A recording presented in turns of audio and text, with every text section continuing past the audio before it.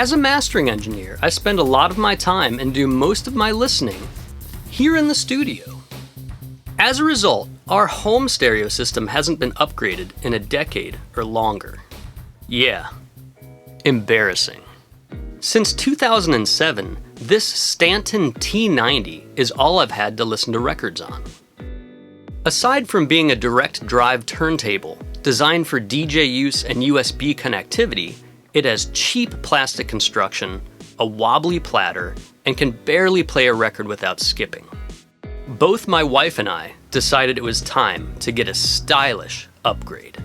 We wanted something reliable and reputable that had a Q lever, a hard lid, upgraded sound, and had to look good in the living room.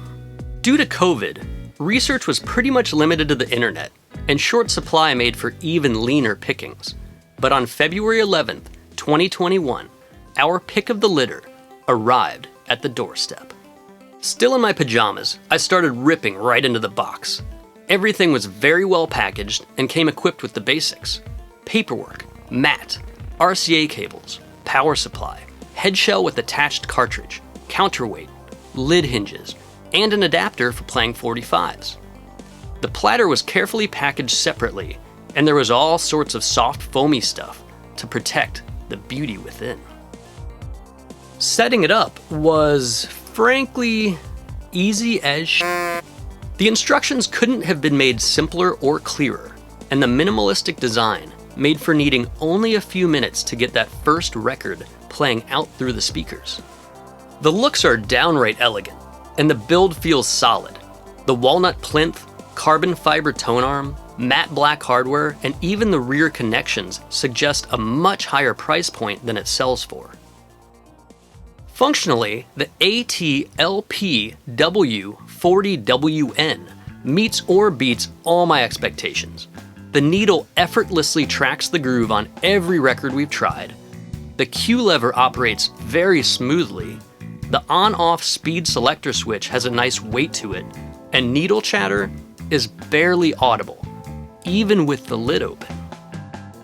Compared directly to the outgoing Stanton T-90, the new player's sound was quite noticeably better. The low end was tighter and punchier. Overall, it presented more detail with less rumble, mud, noise, and once again, no needle chatter driving me crazy. Now, I can't comment much at all about competitive products or long-term reliability, nor can I go into a deep analysis of how it would perform with different cartridges, preamps, amps, cables, and/or speakers at this point, but I will say, expectations surpassed. No complaints. Great value. Highly recommended. Yes, a 10 out of 10 in every department except for maybe the name. Audio-Technica, you might want to look into that. That's about the most forgettable string of letters and numbers possible. Now, the only question is what to do with that old Stanton T-90. Well, don't look at me, Jon. I don't want anything to do with your old, apparently busted turntable.